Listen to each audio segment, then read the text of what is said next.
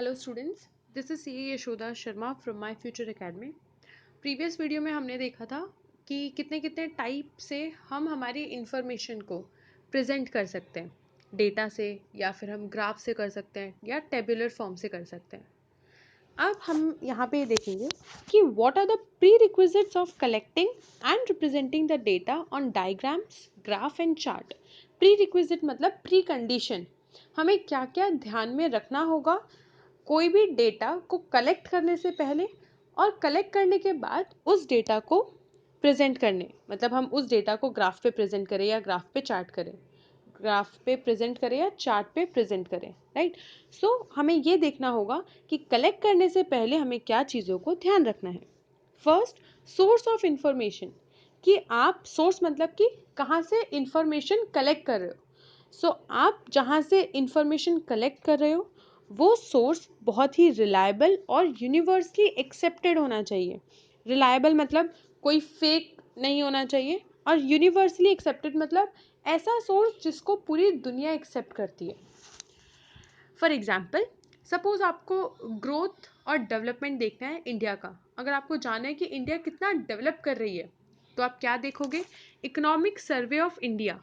Economic survey जो government करवाती है पूरी इंडिया का, सो आप वो देखोगे एक इंडिया की ग्रोथ को जानने के लिए। क्यों? क्योंकि वो एक रिलायबल सोर्स ऑफ इंफॉर्मेशन है एंड यूनिवर्सली एक्सेप्टेड है। ना कि आप व्हाट्सएप के फॉरवर्डेड मैसेज को देखोगे, क्योंकि आज हम देख रहे हैं कि व्हाट्सएप पे बहुत ज़्यादा फॉरवर्डेड मैसेज आते हैं जो कि बिल्कुल भी रिलायबल नहीं होते, राइट। और उन मैसेजेस को देख के जो लोग हैं, जो यूज़र्स हैं, वो इन्फ्लुएंस हो जाते हैं उस फेक इन्फॉर्मेशन पे। तो आपको ऐसी इन्फॉर्मेशन, ऐसे जगह से इन्फॉर्मेशन नहीं लेना जो कि रिलायबल नहीं हो। ऐसी जगह से इन्फॉर्मेशन लेनी है जो कि रिलायबल हो और यूनिवर्सली एक्सेप्टेड हो। Second, clarity regarding dependent and independent variables. जैसा कि हमने पहले भी ग्राफ में पढ़ा था, मैंने बताया था कि ये होता है एक्स एक्सिस, ये होता है वाई एक्सिस। एक्स एक्सिस पे हम डिपेंडेंट वेरिएबल लिखते हैं, वाई एक्सिस पे हम इंडिपेंडेंट वेरिएबल्स लिखते हैं, राइट। जैसे कि प्राइस हो गया। यहाँ पे उस चीज़ को दो कैटेगरी में डिवाइडेड किया गया है कि अगर प्राइस और डिमांड की बात हो, जैसे हमारे इकोनॉमी में जो प्राइस और डिमांड की बात होती है उसमें एक्स एक्सिस, वाई एक्सिस पे आएगा प्राइस, जैसा कि हमने बात किया। प्राइस क्या है हमारा? इंडिपेंडेंट। तो उस केस में वाई एक्सिस पे आएगा इंडिपेंडेंट और एक्स एक्सिस पे आएगा डिपेंडेंट, दैट इज डिमांड। क्यों डिमांड डिपेंडेंट है? डिमांड हमारी प्राइस पे डिपेंडेंट है, क्योंकि प्राइस अगर बढ़ेगा तो मेरी डिमांड कम होगी। मतलब डिमांड किसको देख रहा है? प्राइस को। डिमांड पूरा का पूरा प्राइस पे डिपेंड है। तो प्राइस और डिमांड के केस में इंडिपेंडेंट वाली चीज़ वाई पे आती है, डिपेंडेंट वाली चीज़ एक्स पे आती है। लेकिन अगर हम ऐसी चीज़ ग्राफ पे प्लॉट करेंगे जिनका कॉज एंड इफेक्ट का रिलेशन है, कॉज एंड इफेक्ट का रिलेशन मतलब कि कॉज क्या हो गया? Rainfall, right. रेनफॉल के इफेक्ट क्या होंगे? हमारा एग्रीकल्चर बढ़ेगा, राइट। कॉज क्या है? रेनफॉल। इफेक्ट है हमारा एग्रीकल्चर।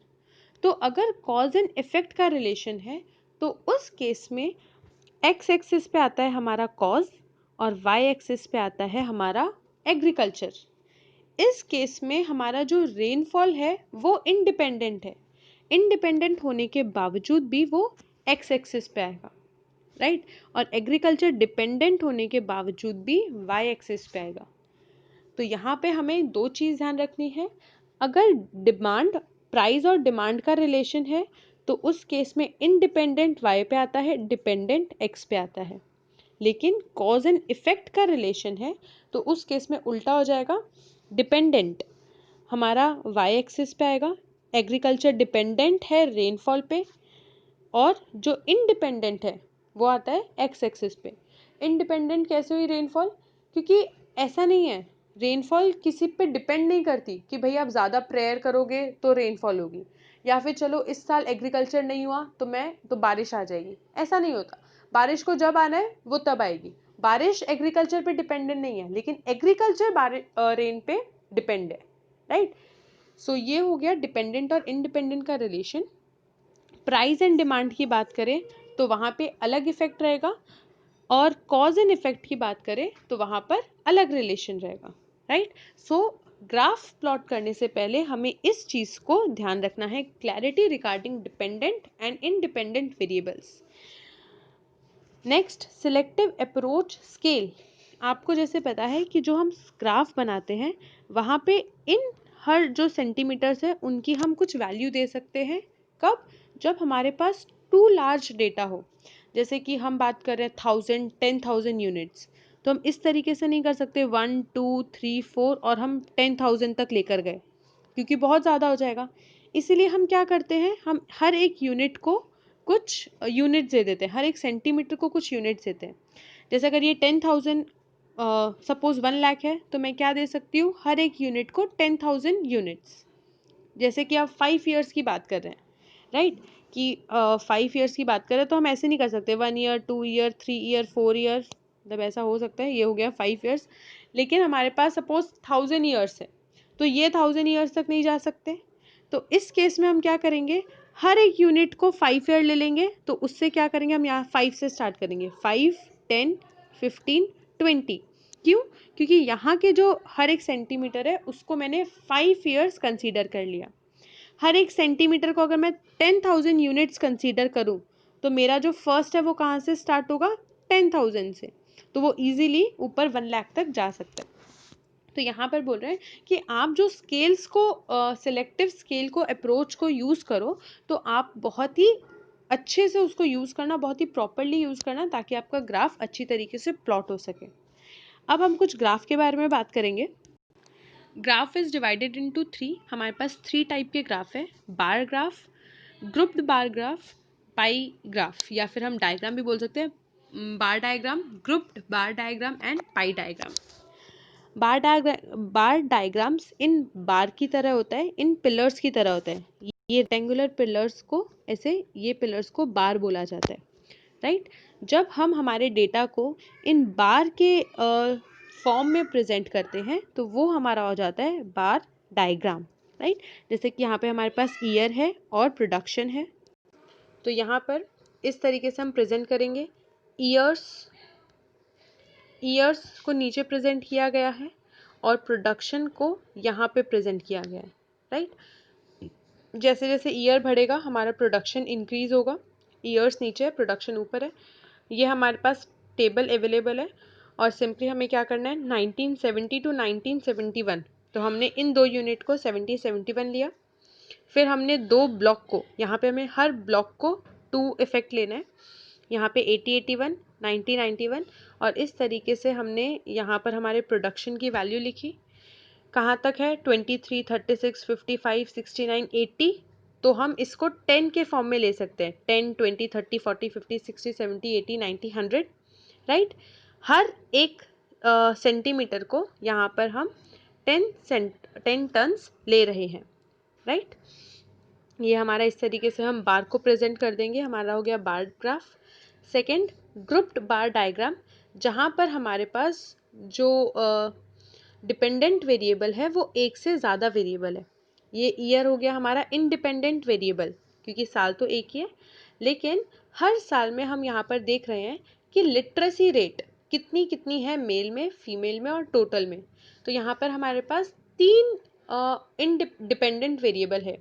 तो एक से ज़्यादा जब हमारे पास डिपेंडेंट वेरिएबल होता है तो उसको हम बोलते हैं ग्रुप्ड बार ग्राफ। और इस तरीके से इसमें हमें क्या करना होगा, ताकि हमें पता चल जाए, हर एक वेरिएबल को हमें एक अलग मार्किंग देनी होगी। जैसे मेल को यहाँ पर इन लोगों ने इस तरीके से दिया, फीमेल को ब्लैंक रखा है, और टोटल के लिए ये वाली मार्किंग यूज़ की है, राइट। सो ईयर 1951 का अगर हम देखें, 1951 में मेल है 30.17, यस, 1951 में मेल 30.17, तो यहाँ तक इसको मार्क किया। फीमेल है 12.79, सो इसको यहाँ पे मार्क किया, और टोटल है 21.09, इसको यहाँ पे मार्क किया। अब इस रेक्टेंगल को जो हमने यहाँ पर अलग अलग फॉर्म्स दिए हैं हम वो यूज़ करेंगे। तो मेल में हम देखो इस तरीके से यहाँ पे पूरा प्लस साइन यूज़ किया गया है, उसके बाद में फीमेल को ब्लैंक रखा है और टोटल के लिए अगेन इस तरीके की मार्किंग यूज़ की है, राइट। इसी तरीके से हम हमारे पूरे इस टेबल को इस डायग्राम में प्लॉट कर देंगे।